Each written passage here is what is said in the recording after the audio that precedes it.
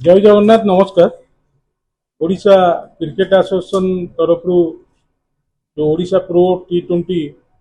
League आगामी 17 तारीख दिन अनुष्ठित होगा जाऊँगी। तो यहाँ बहुत दिन व्यवधान नहीं जानते हुए आप ओपीएल होता फ्रांचाइजी मोड रे ओसीएल आम करूँ प्रत्येक वर्ष पीसीएम सहित बट यहाँ फ्रांचाइजी मोड रे पुणी फास्ट टाइम पुणी आरंभ करूँ। तो फास्ट एडिशन बहुत शॉर्ट नोटिस भितर आम ऑर्गेनाइज करूँ कारण ये समस्त मैच को स्टार स्पोर्ट्स रे लाइव टेलीकास्ट करा जीवो एवं ओटीटी प्लेटफॉर्म जी की फैन कोड से लाइव करा जीवो। तो तांकर टाइम शेड्यूल और तांकर टेलीकास्ट टाइम शेड्यूल देखिकी ये सब जिन फाइनल हुए। तो आधे सर्वमोट 6टी दल भाग नौ समस्ते समस्त सहित खेलिए और बेस्ट 4 टीम सेमिफाइनाल खेलिए और फाइनाल 26 तारीख अनुष्ठित हो। आमर 17 तारीख को यहाँ 26 तारीख पर्यंत चलो और दिन में गोटे मैच और दिन 2टार गोटे मैच और संध्या 7टार गोटे मैच अनुष्ठित हम। ओपनिंग सेरिमनी रे आमर ब्रांड एम्बासेडर जी की इरफान पठान ब्रांड एम्बासेडर अच्छा आमर former international player Debashish Mohanty सी अच्छा सी जेहेतु बीसीसीआई रे तांकर कंसाइनमेंट अच्छी सी ऑस्ट्रेलिया टूर रे जाउछंती। तो मोस्ट प्रोबेबली सी अवेलेबल रही परिबेनी किंतु इरफान पठान रहिबे एवं ओपनिंग सेरेमनी आमर जमी बॉलीवुड स्टार आमर लोकल आर्टिस्ट को लेकिन 5टा बेले अनुष्ठित हेबो। प्राय 2 घंटा धरिकी चलो और 7टा बेले संध्या 7टार गोटे मैच जोटा कि भुवनेश्वर टाइगर कटक पैंथर सहित खेल। तो 6टा टीम जो अच्छी 6टा डिस्ट्रिक्ट ना रे अच्छी पुरी टाइटन्स गोटे टीम केउंझर माइनस गोटे टीम भुवनेश्वर टाइगर गोटे टीम कटक पैंथर गोटे टीम संबलपुर ओरियर्स गोटे टीम राउरकेला स्टीलर्स। तो ये 6टी टीम ना नामित करा जाइछि एवं आदि मु सबू मीडिया भाई मानू अनुरोध करी एटा गोटे प्लेटफॉर्म जोटा कि आपण माने जानी थिबे आम ओडिया पिला आईपीएल जो स्थान पाइबा एटा गोटे प्लेटफॉर्म एवं आगामी दिन में आमर बीसीसीआई जो 2020 इवेंट अच्छी से स्टेट टीम यही परफॉर्मेंस ही आमर सिलेक्टर माने सिलेक्ट करेंगे।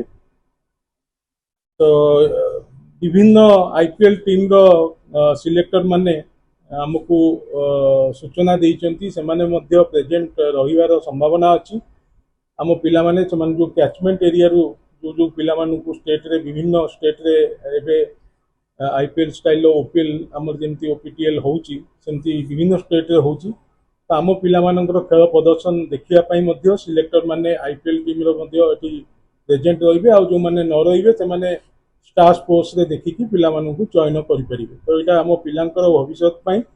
ओडिशा क्रिकेट एसोसिएशन बहुत कम समय व्यवधान रे आरिबा स्पोर्ट्स कंपनी सहित टाई अप रे आमे एटा प्रथम थर पई ऑर्गेनाइज करूछु। मु आशा करिवि आपण मानकर सहयोग अतीत दिन मानकरे रहिछि एवं वर्तमान मध्य रहिबो आगामी दिन मानकरे भी रहिबो। नै दर्शक मानक पई आमे कोनोची माने टिकेट रो पैसा देकी टिकेट नै फ्री आमे करिछु सब दर्शक माने आसी देखि परिबे। तो समस्त गैलरी आमे खोलुनु। तो 1 नंबर 3 नंबर एवं 5 नंबर 6 नंबर यही 4टी गैलरी आमे खोलिबु। तो सही गैलरी फुल होला परे पुनी आउ अनदर गैलरी आमे खोलिबार व्यवस्था अछि। नहीं हमरो तदिरे टिकेट जिनिस टिकेट टिकेट टिकेट टिकेट जिनिस सहित हमरो पार्टनर अच्छु जी की तार गोटे सॉफ्टवेयर अच्छी से सॉफ्टवेयर को आप अच्छी से आप को डाउनलोड करेंगे ऑनलाइन ने टिकेट सेठी ही अवेलेबल हम गेट पाखे भी अवेलेबल हम कहीं लिमिटेशन रखापी धरतु गोटे गैलरी आमर कैपेसिटी थी 4000 से 5000 लोक हो तो दया चकटार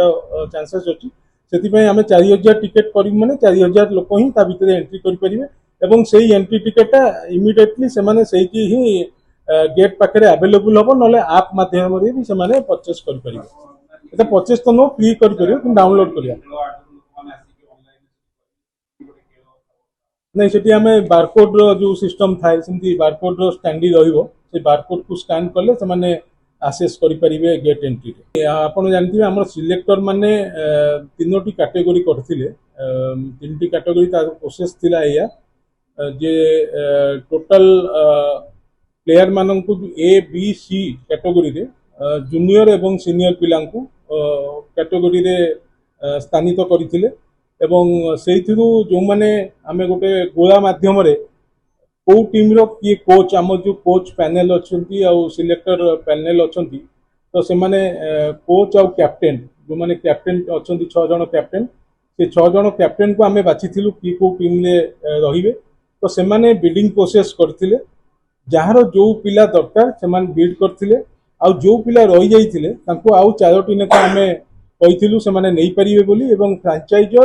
कोच आउ कैप्टेन तो से माने जो पिला नबा कथा तांको टीम रे ऑलरेडी से माने नै जाइछंती एवं सबु पिलांकर अकोमोडेशन आमे भुवनेश्वर स्वस्ति प्रीमियम रे करिचु सेठी पिला रहिबा पई सेठु बस रे डेली जिबा आसिबा करिवे मैच खेलिबे एवं प्रैक्टिस करिया पई आमे रेलवे आउ किट कॉलेज एमती विभिन्न ग्राउंड रे से माने प्रैक्टिस करिया पई आमे व्यवस्था करी।